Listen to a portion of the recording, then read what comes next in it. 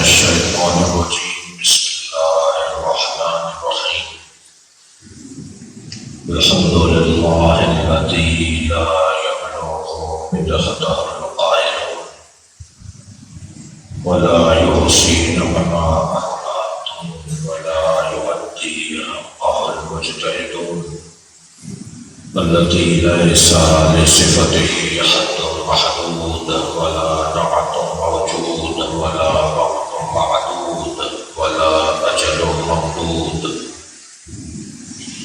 فطر الخلائق بقدرته ونشر الرياح برحمته الصلاة والسلام على الرسول المسدد المصطفى الأمجد المحمود الأحمد سيدنا ومولانا ومولى الكونين جد الحسن والحسين وعلي والقاسم محمد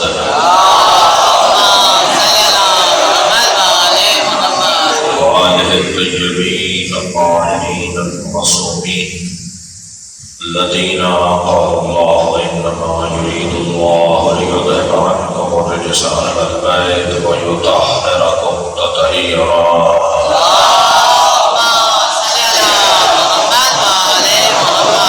ولعنة الله وعلى أعدائهم أجمعين من يوم عداوتهم إلى قيام يوم الدين.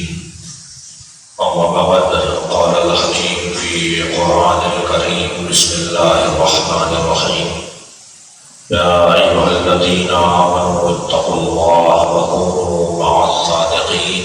صلوات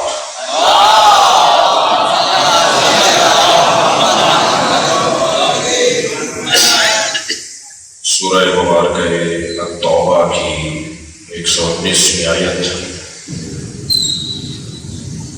اللہ اپنے اس کلام میں صاحبان ایمان سے مخاطب ہے.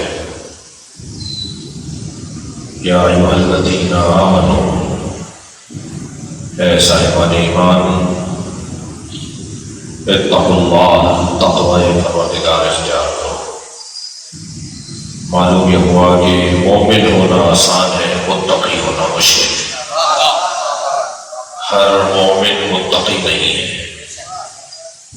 جیسے مسلمان ہونا آسان ہے اور مومن ہونا مشکل ہے، ایسے ہی مومن ہونا آسان ہے، متقی ہونا مشکل ہے.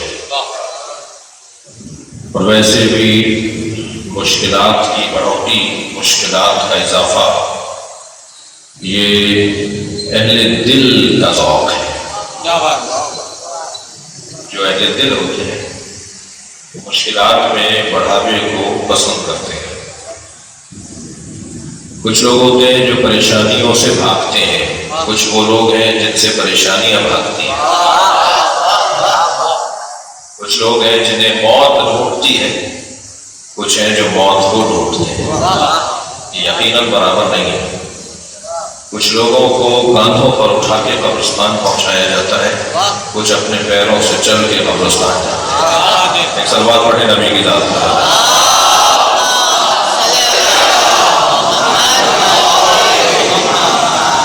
پریشانیاں مول لینا، مشکلات کو بڑھانا، آزمائشوں کا بڑھانا، یہ اہل دل کا کام ہے.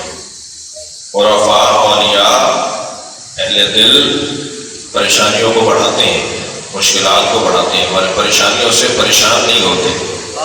وہ تو شکر ادا کرتے ہیں کہ ہمیں اس قابل جانا ہے کہ ہم سے یہ آزمائش کی جا رہی ہے.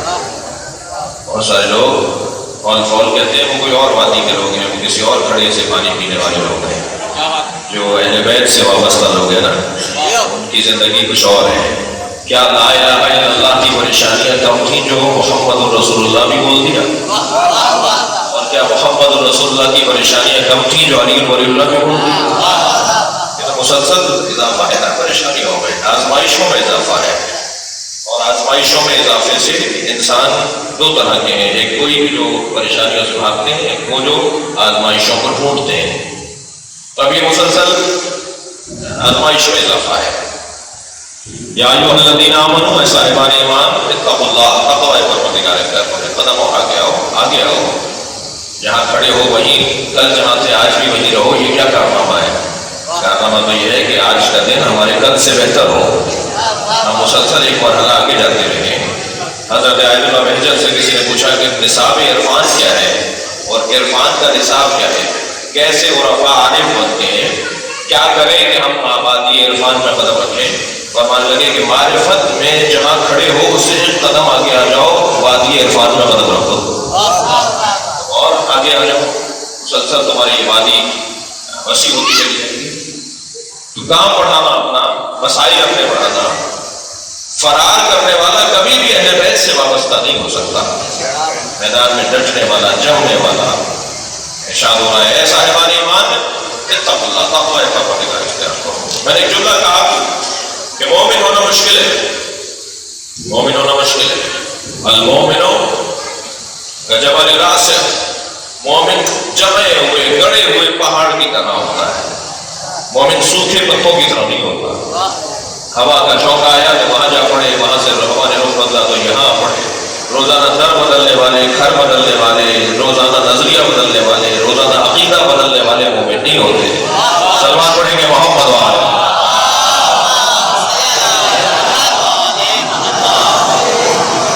اس لیے قرآن مجید میں ان صاحبان ایمان کی عظمت میں اللہ نے ایک اور جگہ ارشاد فرمایا سورہ مبارکہ حجرات کے اندر، انما المؤمنون الذین آمنوا باللہ، صاحبان ایمان کی کچھ نشانیاں ہیں۔ مومن نشانیوں سے پہچانا جاتا ہے۔ میں اپنے بچوں اور جوانوں سے مخاطب ہوں، میرا کہہ دینا کہ میں مومن ہوں، آپ کا کہہ دینا کہ میں مومن ہوں، یہ کافی نہیں ہے۔ مومن کو کہنا نہیں پڑے گا کہ وہ مومن ہے، اس کی روش بتائے گی، اس کا طریقہ بتائے گا، اس کی چال بتائے گی کہ کون ہے۔ جی مولا علی کا مارا ہوا جنازہ پکار کے بتاتا تھا کہ علی کا مارا ہوا ہے۔ چلتے ہوئے انسان کو پہچانا جائے گا کہ یہ مومن جا رہا ہے۔ کسی نے دیکھا نہیں تھا کہ وہ ابراہیم نے دوڑے، مگر سب کہہ رہے تھے کہ ابراہیم نے دوڑے، اس لیے کہ توڑنا بتاتا ہے کام ابراہیم کا ہے۔ انسان بھیڑ میں بھی اگر منفرد بننا چاہتا ہے، گم ہونے والے کو مومن نہیں کہتے، نشانیوں کے ساتھ جینے والے کو مومن کہتے ہیں۔ مومن اپنی علامتوں کے ساتھ جیتا ہے، اپنی نشانیوں کے ساتھ زندگی گزارتا ہے۔ ارشاد ہو رہا ہے انما المؤمنون الذین آمنوا باللہ، صاحبان ایمان کون ہے؟ جو اللہ اور رسول اور اللہ کے رسول پر ایمان رکھتے ہو، اور یہ ایمان بھی زبانی نہیں ہو بلکہ زبانی تو مقدمہ ہے، تمہید ہے، قولوا لا الہ الا اللہ تفلحوا، ایک اظہار ہے، تظاہر ہے، اظہار ہے، لیکن اس کے بعد کا جو لازم مرحلہ ہے وہ ہے ثم لم یرتابوا، پھر کبھی اپنے ایمان پر شک نہ کرتے ہو۔ شک کرنے والا مومن نہیں ہے، مومن جو اپنے نظریے پر قائم ہو۔ یہ جو حدیث بہت مشہور ہے، الحکمت ضالۃ المؤمن اینما وجدہا اخذہا، حکمت، دانائی، معلومات، تعلیم، علم مومن کی گمشدہ شے ہے، جہاں سے ملے لے لو۔ اس حدیث کو بھی سمجھنے کی ضرورت ہے۔ ہمارا جوان اپنے پروفیسر سے متاثر ہو جاتا ہے، ہمارا معاشرہ اپنے کالج میں آنے والے پینٹ کوٹ اور ٹائی لگانے والے سے متاثر ہو جاتا ہے، اس نے یہ کہا ہے، اس نے وہ کہا ہے۔ ایک صاحب مجھے کہنے لگے کہ میں ایک عرصے سے، اب وہ ماحول ہر ایک کا مختلف ہے، آپ اس وادی کے نہیں گئے، کہنا جی میں تو خاندانی طور پہ، لیکن سجدہ کے بارے میں ہمارے پروفیسر نے مجھے شک میں ڈال دیا۔ سجدہ نبی کے زمانے میں کربلا کہاں تھی جو خاک شفا پہ سجدہ ہوتا تھا؟ نبی کے زمانے میں سجدہ کون کرتے، ایسے کرتے تھے لوگ، یہ شبہات ڈالنے والے لوگ۔ اور آج بڑا کام ہو رہا ہے سب اس حوالے سے، لوگوں کے بدنوں کو علما کرنا بھی علما کری ہے، مگر لوگوں کے ذہنوں کو علما کرنا اس سے زیادہ خطرناک ہے۔ اور خاص طور پر یہ کام جوانوں پر ہو رہا ہے، جوانوں پر ہو رہا ہے جو قیل و قال اور کیوں اور کیسے کے دورانیے سے گزر رہے ہوتے ہیں۔ مسلسل یہ جو 14-15 سال کی عمر کا دورانیہ ہوتا ہے، جوان کے ذہن میں ایک یلغار، ایک طوفان ہوتا ہے سوالوں کا، کیوں کیسے کیوں کیسے کیوں کیسے۔ اب اگر یہ کیوں کیسے کا جواب ان کو وقت نہ ملے تو پھر وہ خود سے اپنا ایک نظریہ بنانے لگتے ہیں، اور اگر بغیر راہ دیے ہوئے اور بغیر رہنمائی کیے ہوئے وہ اپنا کوئی رستہ بنا لیں تو پھر مشکل میں آ جاتے ہیں، پھر اس کے اوپر ضدیت کو روک کراتے ہیں، پھر کہتے ہیں یہی صحیح ہے۔ ایک بہت بڑی یونیورسٹی آپ کی آئی بھی ہے، اس میں ہمارے جانے کا اتفاق ہوا، کچھ دوسری دنیا کے جوان وہاں پر زیادہ ہوتے ہیں، ایسی فیملیز کے ہیں کہ جو ان کے ماحول نسبتاً زیادہ تر بچوں کا جو ماحول کچھ مختلف ہوتا ہے. آپ یقین جانیے کہ سوالات ایک الغار ایک فرمان اور اللہ کا خصوصی کرم ہمارے اوپر ہے. ہم جب ان کے جوابات دے رہے تھے تو وہ ماحول تالیاں بجانے کا تھا، گونج رہا تھا ماحول تالیوں سے، اس لیے کہ ان کے ذہن کے مطابق بات ہو رہی تھی. وائس چانسلر نے کہا کہ صاحب مجھے تو لگ رہا ہے کہ ہمارا ایک ماہانہ ایک جنرل کلاس ہونی چاہیے، تمام کلاسوں کی ایک بڑی کلاس ہونی چاہیے، اور کوئی آ کر یہاں کھڑا ہو اور ان کے سوالات کا جواب دے اور نہیں الجھے میں رہو. آج دور بڑا خطرناک ہے. توجہ چاہوں گا، روزانہ کہیں اخبار میں پڑھ رہے ہیں، میڈیا پر دیکھ رہے ہیں، ایک طوفان مچا ہوا ہے سوشل میڈیا کے اوپر. عزیزان گرامی، نظریات کو پختہ کرنے کے لیے، اپنے عقائد کو بہتر کرنے کے لیے ہمارے پاس بہترین ذریعہ یہ ممبر، یہ مجلس ہے. کہیں سے کوئی آواز آئے، ہمیں کہاں جا کر اس مسئلے کا حل تلاش کرنا ہے، اس میں سے ایک بہترین ذریعہ یہ ممبر ہے. اور ایک جملہ میں بات کہ اچھا ہوں چھوٹا سا طالب علم ہوں، ذاکر ہوں، پھر تکرار کر رہا ہوں، اگر کبھی کسی اسکول میں تعلیم اچھی نہ ہو تو اسکول بند نہیں کیا جاتا، ٹیچر تبدیل کیا جاتا ہے. سلوات پڑھیں گے محمد والے. اس سے بہتر اور بلند سلوات نبی کی دعوت.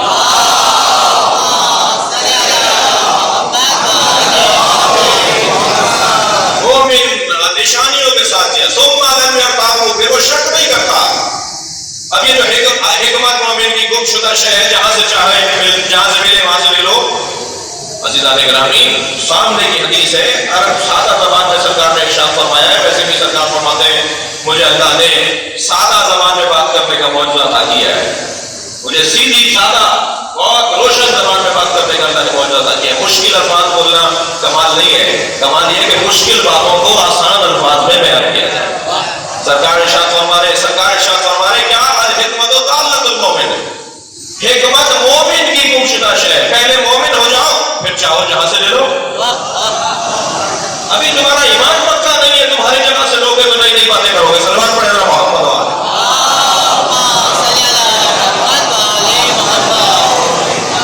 یہاں پر مومن کی نشانیاں ثم لم يرتابوا وجاهدوا بأموالهم وأنفسهم في سبيل الله.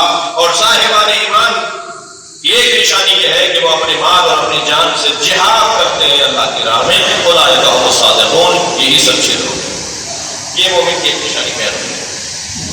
صاحبان ایمان معصوم فرما رہے مومن جمع کرے ہوئے پہاڑ کی طرح ہوتا ہے. مومن جو ہے وہ پختہ زندگی گزارنے والے وجود کو کہا جاتا ہے. اب یہ صاحب ایمان اتقوا اللہ، اے صاحبان ایمان تقوی پروردگار اختیار کرو. تقوی میں کہہ چکا ہوں کہ تقوی انتہائی آسان کام ہے. جتنا گاڑا لفظ ہے نا، یہ اتنی گاڑی چیز نہیں ہے، انتہائی آسان کام ہے. اس لیے کہ اللہ نے ہمیں فطری طور پر متقی بنایا ہے. یہ ہماری طبیعت کے اندر تقوی ہے، ہمارے مزاج کے اندر تقوی ہے. یا آپ کا 2 سال کا بچہ ہر ایک کی گود میں نہیں جاتا، یا آپ کا 2 سال کا بچہ ہر ایک ماں کو، ہر ایک عورت کو ماں نہیں سمجھتا، ہر ایک کے گھر نہیں جاتا، ہر ایک سے لے کر نہیں کھاتا. یہ جو اس کے مزاج میں ہے نا کہ یہ نہیں کرتا، یہ نہیں کرتا، یہ نہیں کرتا، اس کی فطرت میں ہے کہ ہر کام کرنے کا نہیں ہوگا.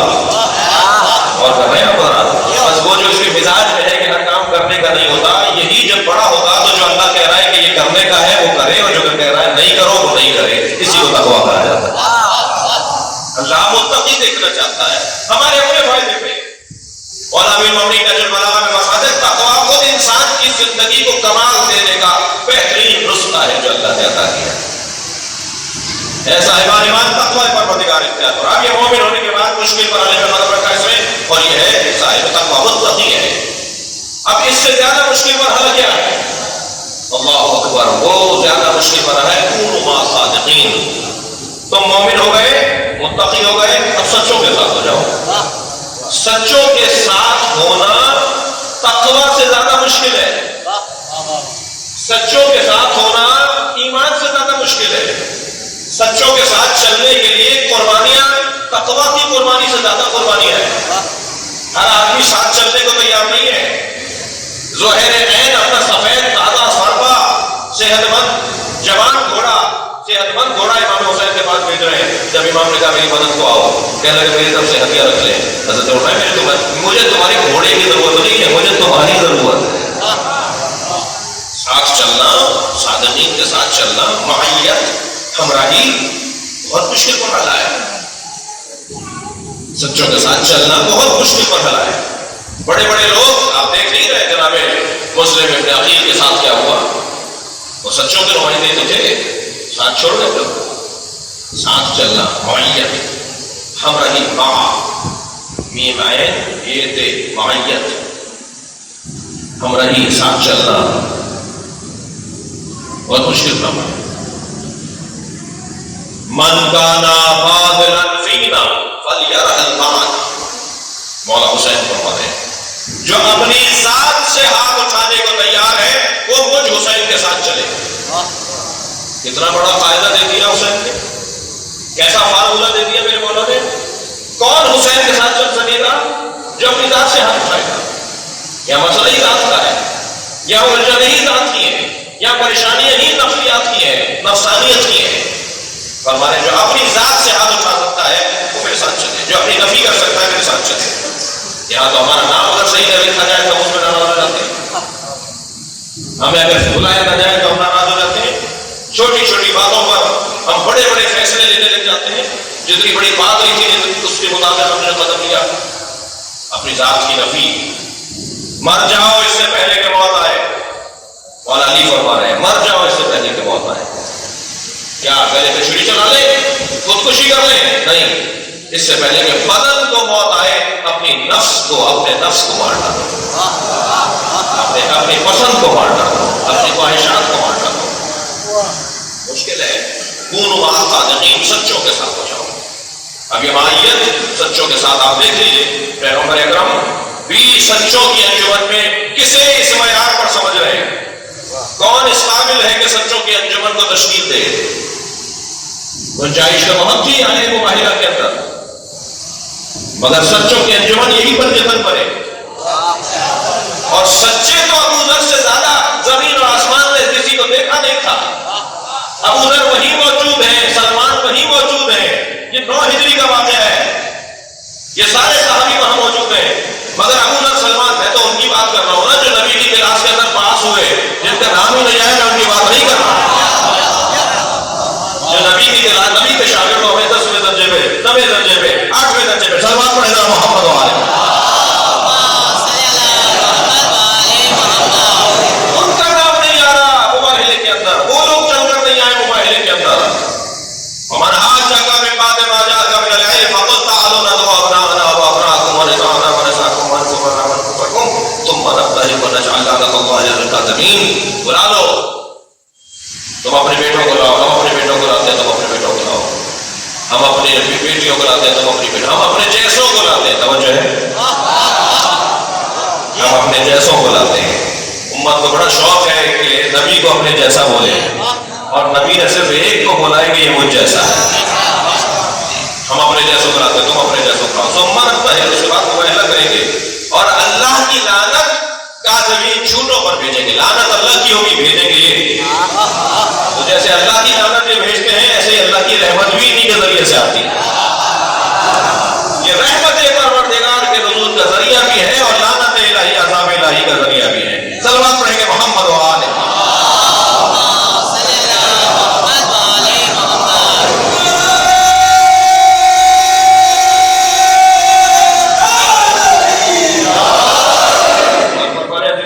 اب یہاں پر نبی مکرم نے جو انجمن تشکیل دی ہے, ان کا کام کیا ہے؟ جھوٹوں پہ لعنت کرنا. جھوٹے پہ لعنت کون کرے گا بھائی؟ جو کوئی سچا ہوگا,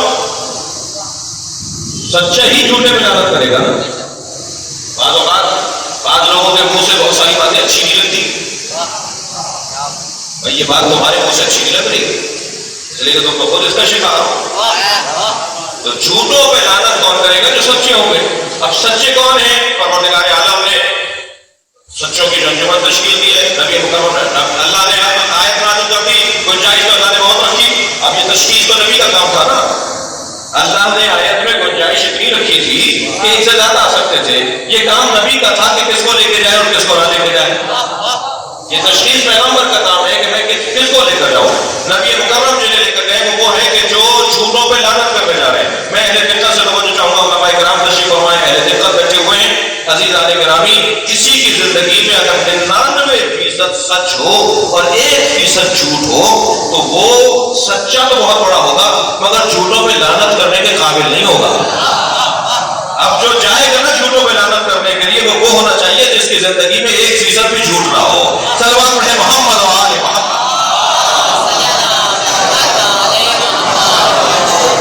صداقت مکمل صداقت. لہذا صداقت کی 3 قسمیں بیان ہوئی ہیں.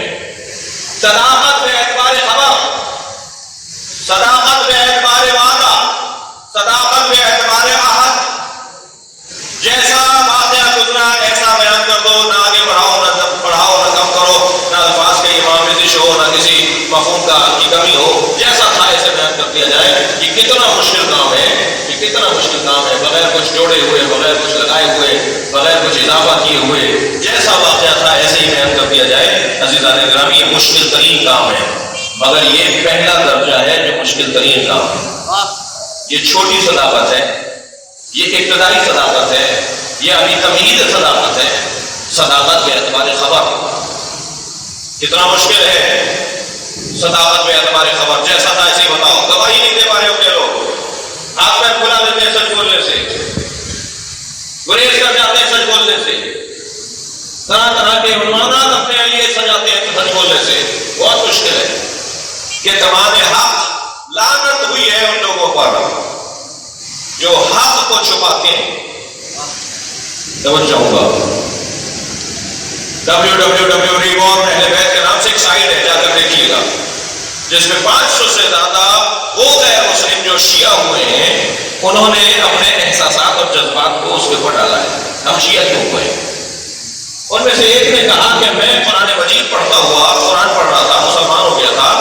میں قرآن پڑھتے پڑھتے ایک آیت پر پہنچا، اس آیت نے مجھے روک لیا اور آیت یہ ہے کہ جو حق اور سچ کے ثابت ہو جانے کے بعد حق کو چھپاتے ہیں، یلعنہم اللہ و یلعنہم اللاعنون، ان پر اللہ بھی لعنت کرتا ہے اور لعنت کرنے والے بھی لعنت کرتے ہیں. وہ کہنے لگے میں نے ڈھونڈنا شروع کیا مسلمانوں میں لعنت بھیجنے والے کون ہیں. تو میں نے جس بھی فرقے سے جا کر پوچھا کہ آپ کسی پہ لعنت بھیجتے ہیں تو کہنا توبہ توبہ کسی پہ لعنت نہیں بھیجتے ہم لعنت نہیں بھیجتے. کہنے لگے میں دوسرے فرقے تیسرے سب کے پاس کے سب نے کہا ہم لعنت نہیں بھیجتے. بھائی لعنت کس بات کی؟ لعنت نہیں بھیجو پھر تمیز یہ توہین ہے فلاں ہے. تو کہنے لگے مجھے ایک دوست نے کہا بھائی یہ جو فلاں ایسے جاؤ ایک سینٹر ہے وہ لوگ بھی مسلمان ہیں، وہ بھی اپنے آپ کو مسلمان کہتے ہیں. میں شیعوں کے پاس پہنچا، میں نے شیعوں کے ہاں جا کے سوال کیا کہ بھائی قرآن کی آیت ہے کہ اللہ لعنت کرتا ہے حق چھپانے والوں. سلمان پڑھے نا محمد والا.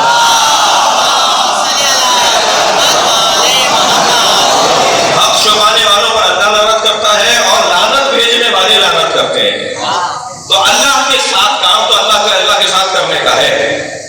یہ کرنے والے محترم لوگ ہیں. کون ہے؟ آپ لوگ کسی پہ لعنت بھیجتے ہیں تو فوراً شیعہ وہاں والے بیٹھے تھے، انہوں نے کہا جی ہم ظالموں پہ لعنت بھیجتے ہیں، حق چھپانے والوں پہ لعنت بھیجتے ہیں. کہنے لگے مجھے ایک آیت نے شیعہ بنا دیا.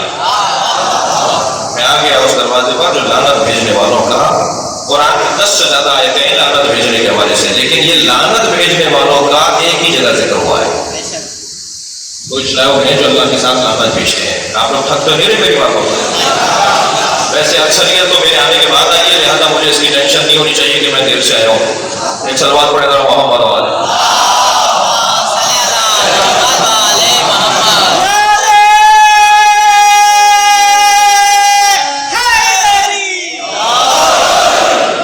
اللہ 3 کام کرتا ہے جس میں ہمیں بھی کہتا ہے میرے ساتھ رہو، اور وہ تینوں کام مجلس میں ہوتے ہیں. اور آیتیں پڑھوں گا قرآن سے سناؤں گا آپ کو. 3 کام اللہ کرتا ہے اور ہمیں بھی کہہ رہا ہے تم بھی کرو. سب سے پہلا کام ان اللہ و ملائکتہ یصلون علی النبی یا ایھا الذین آمنوا صلوا علیہ وسلموا تسلیما.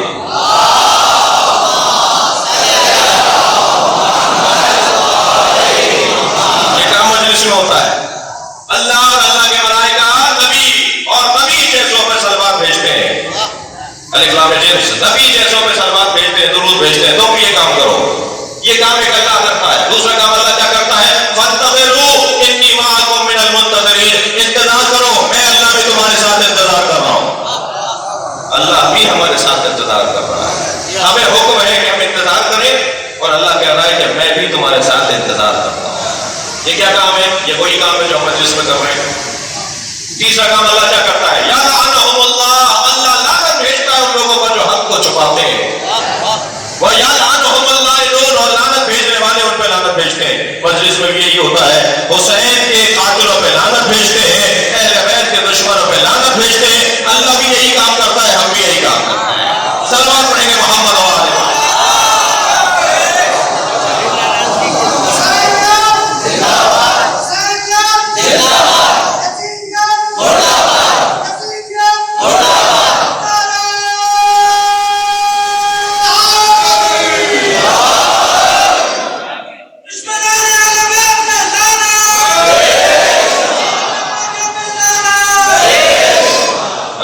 گرامی، پروردگار عالم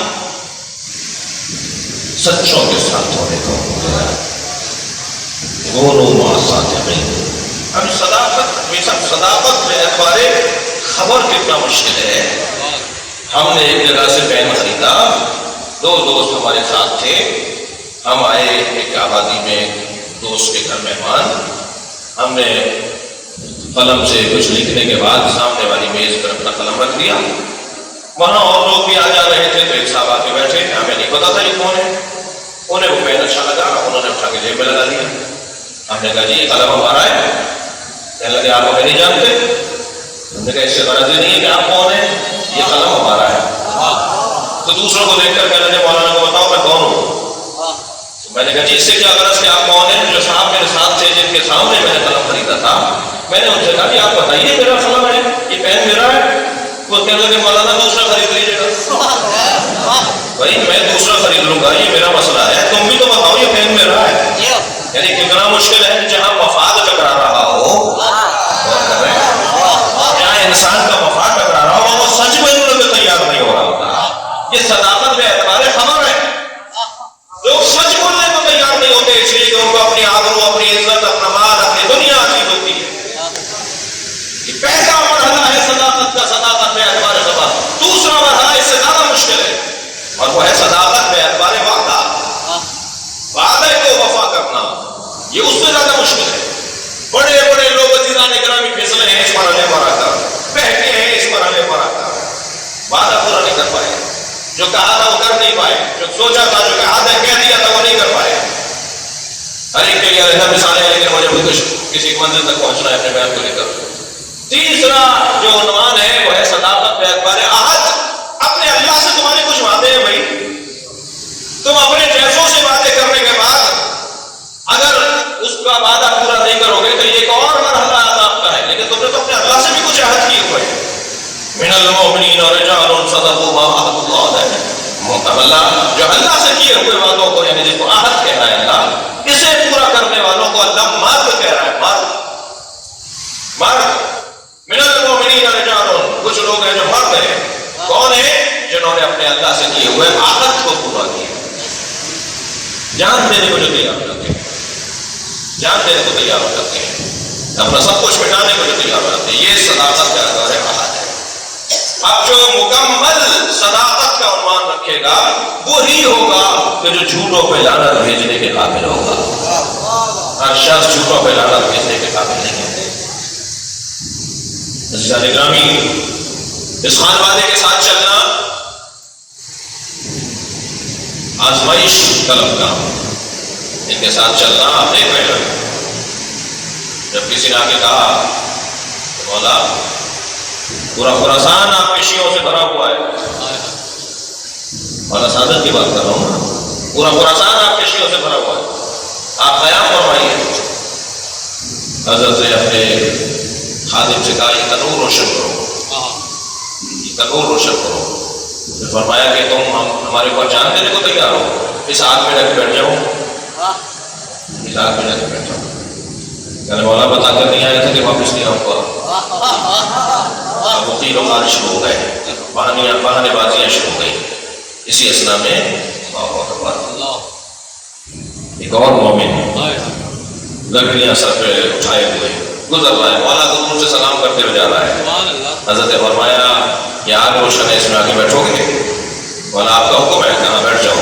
لکڑیاں پھینکی، جا کے تندور میں کود گئے. اب یہ سہل فرسانی سے امام باتیں کر رہے ہیں، ارشادات فرما رہے ہیں، اور ان کا دل وہاں لگا ہے، بولا اس کی بھی خبر ہے۔ اندر چند قدم آگے بڑھے، کیا دیکھا کہ آگ جل رہی ہے مگر یہ بیٹھے ہوئے تصویر پڑھ رہے ہیں۔ بھائی جو اللہ کی خاطر زندگی گزارتا ہے وہ صرف ابراہیم ہی نہیں ہے، اور بھی لوگ ہیں۔ سلوات پڑھے محمد والے۔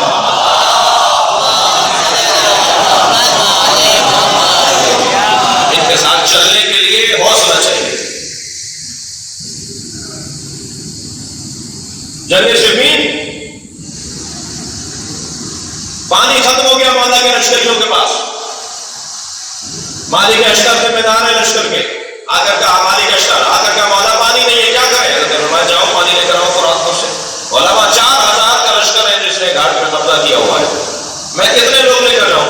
حضرت فرمایا کسی کو بھی نہیں لے کے جاؤ، تب نہ جاؤ، اپنی سواریوں پر مشکلیں لا دو، اپنے لوگوں کے لیے پانی بھر کے لے کر آؤ۔ مالک نے نہیں پوچھا مولا ہزاروں کا مقابلہ میں اکیلا کیسے کروں گا؟ مولا مالک جانتے ہیں مولا کی اطاعت میں زندگی ہے۔ مالک چلے پہ پانی لے کر گئے، بلا لیا حاکم شام نے ابن گنتی کو، یہ کیا ہوا؟ مالک پانی لے کر، اور آئے بھی طرح تھے، کوئی لشکر نہیں۔ کہا حضور آپ کے مشیر خاص ابو یاس ان کے ساتھ آئے تھے، اور انہوں نے کہا تھا پانی دے دو، بلا لیا ہم نے، تم گئے تھے؟ کہا توبہ توبہ میں جاؤں، جھوٹ بول رہا ہے۔ کہا خبردار آئندہ اگر یہ بھی آئے تو پانی نہیں دینا۔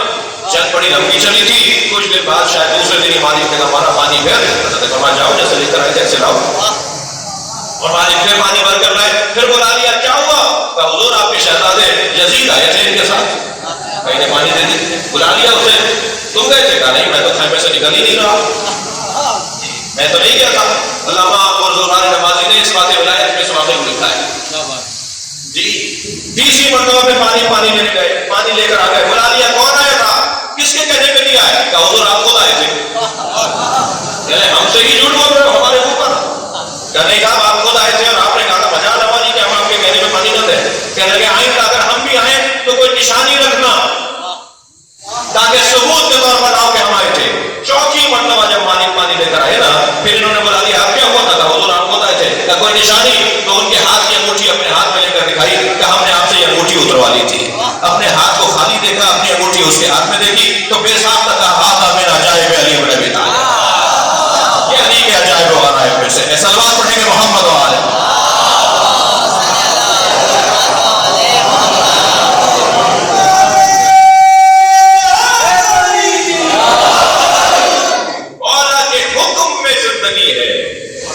کے ساتھ چلنا ایمان کے پختگی کا نتیجہ ہے۔ دونوں صادقین، سچوں کے ساتھ چلو، سچوں کے ساتھ چلو۔ مشق، یہ تو واقعات کو دوہرائے جا رہے تاکہ میں آمادگی کروں، اب آنے والا ایک سچا، سارے سچوں کا سچا آنے والا ہے۔ تو میں پہلے ذہنی طور پر تیاری کروں کہ اللہ اگر میرے ساتھ ہی مرا آ جائے تو میں یہ نہیں کہوں مولا اگر کہ اپنی گاڑی دے دو، اپنا گھر دے دو، وہ جو زمین ہے وہ دے دو، فلاں کو اپنے گھر میں لے جا کے ٹھہراؤ اور تم اپنے گھر سے نکل کے فلاں گھر چلے جاؤ۔ اتنا میں تیار ہوں گا، کتنی دیر لگے گی مجھے تیار ہونے میں؟ ہماری ازواج ہم پر حرام کر سکتے ہیں، ہمارے بچوں کو ہم سے دور کر سکتے ہیں، ولایت اور کیسے کہا جاتا ہے؟ ان کے ساتھ چلنا کونوا مع الصادقین۔ عزیزان گرامی، جس ممدوح کی خاطر میں اور آپ جمع ہیں، قابل سب تحسین ہے اور دعا اس ادارے کے لیے آپ سب کی درکار ہے۔ ابو طالب فاؤنڈیشن، جناب حیدر بھائی ان کے رفقا، اور یہ رہنے والے تو کراچی کے پورب کے ہیں اور پچھم میں مجلس کر رہے ہیں، یا میں الٹا بول رہا ہوں؟ بہرحال یہ ایک خاص نظریہ رکھتے ہیں کہ ان ایام کو زندہ رکھا جائے جو معمولاً نسبتاً بے توجہی کا شکار ہے۔ میرے مولا سن 83 ہجری میں آپ دنیا میں تشریف فرما ہوئے اور 148 ہجری میں آپ کی شہادت ہوئی ہے۔ ائمہ اہل بیت میں سب سے زیادہ عمر مبارک امام صادق کی ہے، 65 سال کی عمر۔ 65 سال سے کسی نے بھی زیادہ عمر نہیں گزاری، حتی سرکار کی عمر بھی 65 65 سال کی نہیں ہے. یہ واحد تاریخ اسلام، اسلامی ہسٹری کا واحد جنازہ تھا امام صادق کا جنازہ تھا، جس میں ہزاروں نہیں لاکھوں لوگ شریک تھے حضرت کا جنازہ. مگر مظلومیت یہ تھی کہ جس نے زہر دیا تھا وہی خود پرسہ لے رہا تھا، وہی خود وہاں پر جنازے کے اندر شریک تھا. یہ اس گھرانے کے ساتھ ہونے والے مظالم کی ایک عجیب داستان ہے. میرے مولا کی زندگی آئمہ اہل بیت سے جو ہزاروں حدیثیں ہم تک پہنچی ہیں، مثلا اگر 30,000 حدیثیں ہم تک پہنچی ہیں کتب اربعہ کی صورت میں، پہلی 4 کتابوں کی صورت میں، تو تمام ائمہ کی احادیث کی تعداد ایک طرف اور اکیلے امام صادق سے نقل ہونے والی، بیان ہونے والی احادیث کی تعداد ایک طرف. سب سے زیادہ طویل عمر بھی ہے ائمہ میں، سب سے زیادہ علوم آل محمد کو نشر کرنے کا موقع بھی اللہ نے میرے مولا کو عطا کیا ہے. دریا بہا ہے علوم کے. کسی نے پوچھا حضرت امام ابو حنیفہ سے کہ آپ کتنے سال کے ہو گئے؟ نہیں ہو گئے تھے، پورے ہو گئے تھے. کتنی عمر ہے آپ کی حضور؟ کتنے سال کے ہیں؟ کہنے لگے 2 سال کا ہو. کہنے جی آپ کی عمر تو زیادہ لگ رہی ہے. کہنے نہیں، وہی 2 سال تو ہے میری زندگی کے جو صادق کے ساتھ گزارے ہیں، سچے کے ساتھ گزارے ہیں. امام ابو حنیفہ کے بارے میں کسی اور موقع پہ بات ہو. میری اپنی رما تحقیق ہے، ابھی اس کے اندر کام باقی ہے، لیکن جتنا آیا ہوں پڑھتے ہوئے سمجھتے ہوئے، امام ابو حنیفہ، امام اعظم ابو حنیفہ شیعہ تھے. کبھی اور اس موضوع پہ بات ہو، اور یہ مسئلہ میں اگر اپنے سننے والوں کا ثابت کر جاؤں تو شاید بہت سارے مسئلے خود ہی حل ہو جائیں. موٹی سی ایک دلیل دے رہا ہوں، 8-10 دلیلیں. ہندوستان سے کچھ کتابیں میرے پاس ہیں، کچھ ہماری عراق کے بزرگوں کی لکھی ہوئی شواہد ہیں. ایک دلیل دینے جا رہا ہوں کہ حضرت ابو حنیفہ جو ہمارے بھائیوں کا بڑا نام ہے، انہوں نے حضرت زید شہید کے قیام کی مکمل کھل کے تائید کی تھی، جو 100% شیعی قیام تھا، شیعہ قیام تھا حضرت زید شہید کا. یہ ایک دلیل ہے ان کے تشیع کے باب میں گفتگو کرنے کا. میرے مولا کے ہزاروں شاگرد ہیں، مختلف علوم میں حضرت نے اپنے علم کا اظہار فرمایا ہے. دریا بہائے میرے مولا نے، متخصصین کی تربیت کی ہے، ایکسپرٹس کو بنایا ہے. یہ فلسفے کا ماہر ہے، یہ کلام کا ماہر ہے، یہ مثال فقہ کا ماہر ہے. ابو بصیر کے لیے کہا کہ اگر ابو بصیر کچھ کہہ دے تو سمجھو میں نے کہا. اتنا پختہ بنایا ہے، اتنا مضبوط بنایا ہے میرے مولا نے. معارف، شبہات کی برطرفی، معلومات کی فراوانی، لوگوں کو صحیح دین کی طرف راغب کرنے کے جو بنیادی پختہ اصول ہیں وہ مولا کی زندگی سے ہمیں نصیب ہو رہے ہیں. قیاس کے خلاف میرے مولا نے جو جہاد کیا ہے. کیوں فقہ جعفریہ میں قیاس کا گزر نہیں ہے؟ فقہ جعفریہ میں قیاس کا اس لیے گزر نہیں ہے کہ جہاں اصالت سے وابستگی نہ ہو وہاں قیاس ہوتا ہے، اور جہاں اصالت سے وابستگی ہو وہاں قیاس کی ضرورت ہی نہیں ہے. ایک شخص لوٹتا آتا ہے حضرت ابو حنیفہ کے پاس کہ میں ابھی گیا تھا جعفر صادق کے درس کے اندر، وہاں پر وہ جو بات کہہ رہے تھے کہتے قال رسول اللہ صلی اللہ علیہ وسلم، اور آپ جب کہتے تو کہتے ہیں ان فلان فلاں نے فلاں سے سنا، فلاں نے فلاں سے سنا، فلاں نے فلاں سے سنا، اور پھر انہوں نے رسول اللہ سے سنا. آپ تو 8-10 آدمیوں کے بعد کہتے ہیں رسول اللہ نے کہا، اور وہ کہتے ہیں رسول اللہ نے کہا. وہ تو کسی راوی کا ذکر ہی نہیں کرتے. تو بے صاحب نے کہا انہیں حق ہے کہ وہ یہ بھی کہہ سکتے ہیں کہ یہ اللہ نے کہا ہے. سلمان پڑھیں گے محمد وآلہ.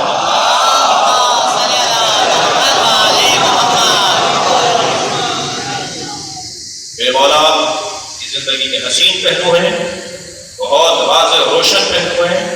واقعات تمام ائمہ کی نسبت زیادہ ہیں. حضرت دسترخوان سجا ہوا ہے مولا کا، اور نعمتیں بہت سی فراوان نعمتیں اس پہ رکھی تھی. تو ایک شخص نے آ کر کہا کہ یومئذ لتسألن عن النعیم، نعمتوں کے بارے میں سوال ہوگا. اتنے سارے کھانے رکھے ہوئے آپ کے سامنے، اچھا یہ لہجہ امام سے کوئی اپنا رہا ہے تو اس کی دو ہی صورتیں ہیں. ایک صورت تو یہ ہے کہ یہ اپنے ہی قبیلے کا ہے جو حضرت سے اس طرح کی بات کر رہا ہے، یہ قابل مذمت زیادہ ہے. اور ایک صورت یہ ہے کہ نہیں، حضرت کا دروازہ تو سب کے لیے کھلا رہتا تھا، اپنے بھی بات کرتے تھے، وہ خالی بھی بات کرتے تھے. کہنے لگا اتنی نعمتیں سجائیں گے، سوال ہوگا. حضرت سے کہہ رہا ہے آپ نے دیکھا بعض لوگ اپنی حدوں کو پہچانتے نہیں ہیں، حدوں کو پھاندتے ہیں.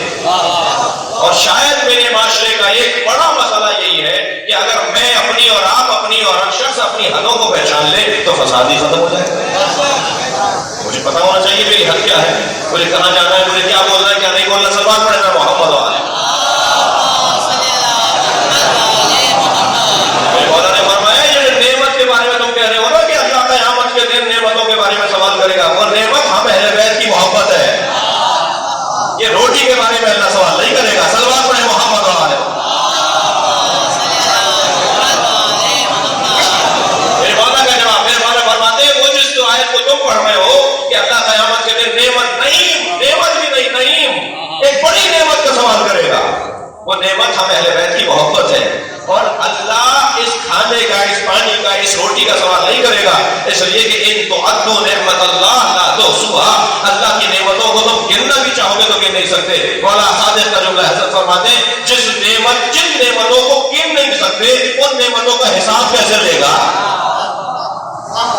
یہ نعمتیں اللہ پانی کا سوال کرے گا.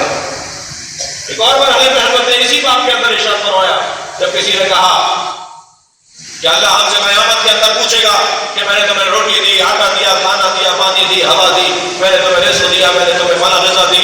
حضرت نے فرمایا یہ تم اللہ کی معرفت سے خالی بات کر رہے ہو.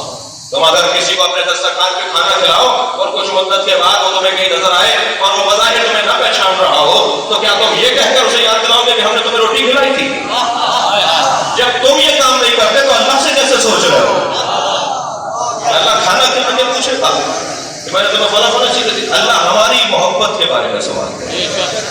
سب سے بڑی نعمت ہماری محبت ہے. اللہ اکبر. قیاس کے خلاف میرے مولا نے جو قیام کیا ہے، وقت ہو گیا.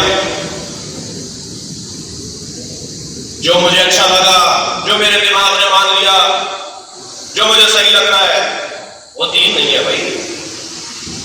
خبردار، صادقوں کے، سچوں کے ماننے والوں کی یہ روش نہیں ہونی چاہیے. میرے مولا نے تو اس مزاج کے خلاف جہاد کیا ہے. یہ مزاج جو اچھا لگ رہا ہے وہی صحیح ہے. عزیزو، میرے مولا منصور دوانقی کے مظالم کا سامنا کر رہے ہیں اور اس نے مولا کو کئی مرتبہ زہر دیا، مگر یہ جب ارادہ کرتے ہیں تب زہر اثر کرتا ہے. جیسے کربلا جا رہے ہیں، لاؤ لشکر اور فوج اور رسالوں کے ساتھ لے جا رہے ہیں، جی مختصر سا قافلہ لے کے جا رہے ہیں، سب کو پتا ہے، سب بتا رہے ہیں، سب روک رہے ہیں کہ آپ مار دیے جائیں گے. اس میں اور اس میں کیا فرق ہے کہ امام رضا زہر کھا رہے ہیں، بتائے کہ زہر کھا رہے ہیں. یہ ایسے ہی کہے جیسے کربلا میں امام حسین نے اپنے ارادے سے، اور کبھی بھی ان پر زہر اثر نہیں کرتا جب تک یہ چاہتے نہیں. میں شبہ کا جواب دے رہا ہوں. بعض بچوں کے ذہن میں سوالات ہیں کہ پتا تھا نا کہ زہر ہے پھر امام رضا نے کیوں لیا، پتا تھا نا کہ یہ زہر ہے پھر امام صادق نے کیوں لیا. انہیں پتا تھا تبھی تو لے رہے تھے. اس لیے کہ نقد صاحب اور حسین جملہ ہے. نقد صاحب فرماتے ہیں ان کی زندگی کا مقصد ہدایت دینا ہے. کبھی یہ جی کر ہدایت دیتے ہیں، کبھی یہ شہید ہو کر ہدایت دیتے ہیں. مقصد ہدایت. ہمارے جینے سے ہدایت مل رہی تھی، ہم جی رہے تھے. اب ہم جائیں گے تو تمہیں ہدایت ملے گی. ہم جانے کو تک جا رہے ہیں. مولا رضا کو کئی مرتبہ زہر دیا گیا، زہر نے سب نہیں کیا. اور جس زہر کے لیے ارادہ کیا تھوڑا سا لینے پر فرمایا، جب اس نے کہا نا اور نہیں دیا تو میں تمہاری مراد پوری ہو جائے گی. تم جو چاہتے ہو پوری ہو جائے گی مراد. امام صادق کو بھی میرے طالب علمانہ مطالعے میں ایک سے زیادہ مرتبہ زہر دیا گیا، مگر زہر اثر نہیں کرتا تھا. زہر ہی نہیں، میرے مولا کو زندہ جلانے کا ارادہ کیا گیا. اللہ اکبر. مولا امام صادق کے 10 بچے تھے، 10 اولادیں تھیں، 7 بیٹے 3 بیٹیاں۔ سب سے چھوٹی بیٹی کا نام فاطمہ، آسمہ فاطمہ سب سے چھوٹی بیٹی کا نام۔ منصور دوانقی نے نصف شب میں اپنے کارندوں کو بھیجا کہ پورے گھر کو آگ لگا دو، اور ایسے آگ لگاؤ کہ گھر کا کوئی فرد بچنے نہ پائے۔ نہیں کرتا تھا جناب فاطمہ کے لیے یہ ہے کہ وہ جناب سکینہ کی طرح امام صادق کے سینے پہ سوتی تھی، کم سن تھی۔ جب گھر کو آگ لگی تو بیٹے بہنوں کو بچا رہے تھے، گھر میں موجود افراد کو جلنے سے بچا رہے تھے۔ ایک بھائی کو دیکھا کہ وہ ایک بہن کو گود میں اٹھا رہا ہے، ایک بھائی کو دیکھا کہ وہ دوسری بہن کو گود میں اٹھا رہا ہے۔ اس اثنا میں عبداللہ افتح جو مولا کے ایک بیٹے کا نام ہے، ان کے کپڑے جل گئے۔ جب ان کے کپڑوں کو جلتا ہوا دیکھا مولا نے تو مولا رونا شروع ہو گئی، مولا نے رونا شروع کیا۔ ایک فرزند نے آگے بڑھ کر کہا مولا بابا آپ ایسے کیوں رو رہے ہیں؟ فرمایا آج بھائی بہنوں کو بچا رہے ہیں، کل کربلا میں ایک بیوی زین العابدین کو بچا رہے ہیں۔ مجھے وہ منظر یاد آ رہا ہے جب ہماری پھوپھی زینب جلتے ہوئے خیموں سے بچوں کو بچا رہی تھے۔ راوی کہتا ہے جو کمال اللہ آپ کی آوازیں بلند ہے، راوی کہتا ہے کہ میں نے جب حسینی خیموں کو جلتے ہوئے دیکھا تو میں نے عجیب منظر دیکھا کہ ساری بیویاں تو آگ سے دور جا کر کھڑی ہو گئی ہیں، مگر ایک بیوی ہے جو بار بار جا کر جلتے ہوئے خیمے سے لگتی ہے، اور جلتے ہوئے خیمے کی تنابیں، جلتے ہوئے خیمے کے چوبیں اسے روک رہی ہوتی ہیں، وہ چوبوں سے جا کے ٹکراتی ہے۔ کہنے لگا مجھے احساس ہوا کہ شاید اس کے سر پر کوئی چوٹ لگی ہے جس سے اس کی آنکھوں کا نور چلا گیا ہے، اور اسے آگ نظر نہیں آ رہی ہے۔ راوی کہتا ہے میں دوڑتا ہوا آیا اور میں نے کہا بیوی تمہیں نظر نہیں آ رہا، آگ لگی ہوئی ہے، تم آگ کی طرف کیوں جا رہی ہو؟ تو اس نے مجھے دیکھ کر کہا یا شیخ انا لنا علیل، ہمارا ایک بیمار اندر رہ گیا ہے جو خود باہر نہیں آ سکتا۔ اور میں نے دیکھا وہ بیوی آگ سے لڑ کر اندر چلی گئی اور اپنی پشت پر زین العابدین مولا کو اٹھا کر لائی۔ اجرکم اللہ، اجرکم اللہ، خدا کسی غم میں نہ رلائے سوائے اگر اہل بیت میں رونے اور رلانے والوں میں قرار ہے۔ امام صادق کے پورے گھر کو آگ لگا دی، میرے مولا نے اس وقت گریہ فرمایا، میرے مولا کو عزاداروں زہر دے دیا گیا، اور جب مولا کو زہر دیا گیا تو مولا نے بہت مشابہتیں ہیں، بڑی تشبیہیں ہیں۔ میرے مولا نے اپنی بچیوں سے کہا کہ تم اپنے بابا کے لیے دعا کرو، اپنے بابا کے لیے دعا کرو، نانا کے مزار پر جاؤ جا کے دعا کرو۔ چھوٹی چھوٹی بچیاں اپنے بابا کے لیے دعا کر رہی ہیں۔ عزاداروں یہ منظر ہمیں مدینے میں ایک مرتبہ پہلے بھی نظر آیا ہے، جب جناب زہرا نے کہا تھا نا جناب زینب سے، جناب امام حسین امام حسن سے کہ اپنی ماں کی شفا کے لیے دعا کرو، بچوں نے ننھے ننھے ہاتھ بلند کیے۔ جناب زہرا نے ایک جملہ کہا، ابھی بھی نے فرمایا میں دعا کر رہی ہوں تو الہی آمین کہنا۔ جب جناب زہرا نے ایک جملہ کہا نا تو بچے چیخ مار مار کے روئے، بلند آواز سے رو رہے تھے۔ بی بی کا جملہ تھا اللہم عجل وفاتی، یا اللہ میری موت کو قریب کر دے، اب میں اس دنیا میں نہیں رہنا چاہتی۔ جناب امام صادق علیہ السلام نے وہ دن جو زہر کے بعد کے دن ہے، میرے مولا امام حسن مجتبیٰ کی طرح آپ کو جگر کٹ کٹ کے باہر آیا، طے کے ذریعے سے حضرت کا جگر باہر آیا ہے، اور آخری جو شہادت کا مرحلہ ہے امام صادق کے لیے عبداللہ افتح کہتے ہیں کہ میرے بابا بستر پر ایسے تڑپ رہے تھے جیسے پانی سے مچھلی نکلنے کے بعد تڑپتی ہے۔ یہ اگر آپ اگر رونے کو تیار ہیں، آپ کی آوازیں بلند ہو رہی ہیں، یہ کیفیت حضرت علی اصغر کی بھی ہے کربلا میں۔ میرے مولا امام حسین فرماتے ہیں اما ترون کیف یتلظی، تم دیکھ نہیں رہے مچھلی کی طرح تڑپ رہا ہے۔ اچھا یتلظی کا مطلب تڑپنا بھی نہیں ہے، مچھلی جب پانی سے باہر آتی ہے تو تڑپتی ہے، کچھ دیر کے بعد اس میں اتنا دم نہیں رہتا تو سر اور دم کی طرف سے اپنے آپ کو بلند کرتی ہے اور پٹکتی ہے، جب اس میں اتنا بھی دم نہیں رہتا تو منہ کھولتی ہے اور بند کرتی ہے۔ اس کیفیت کو کہتے ہیں یتلظی۔ امام فرما رہے دیکھ نہیں رہے مچھلی کی طرح اپنا منہ کھولتا ہے۔ خدا کسی وقت میں نہ رہا ہے۔ महबूब की ज़ियारत करेंगे ना, अभी आप इमाम सादिक का मातम करेंगे।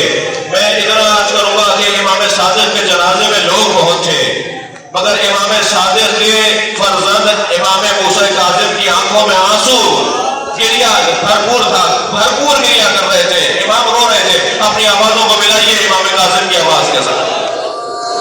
मेरे मौला के लिए फरमाते अब्दुल अफ़्ता के मेरे बाबा जैसे मछली से पानी से मछली निकलती है और वो तड़पती है, ऐसे मेरे बाबा बिस्तर के ऊपर थे। हज़रत मौला की शहादत हो गई। इमाम मूसा काज़िम ने गुस्ल कफन दिया, जनाजे को तैयार किया। जब जनाजा लेकर निकले, अजब नहीं, इमाम से किसी ने कहा मौला आपके बाबा के जनाजे में तो लाखों लोग मौजूद हैं, आपके बाबा का जनाजा तो तारीख मदीना का सबसे बड़ा जनाजा है।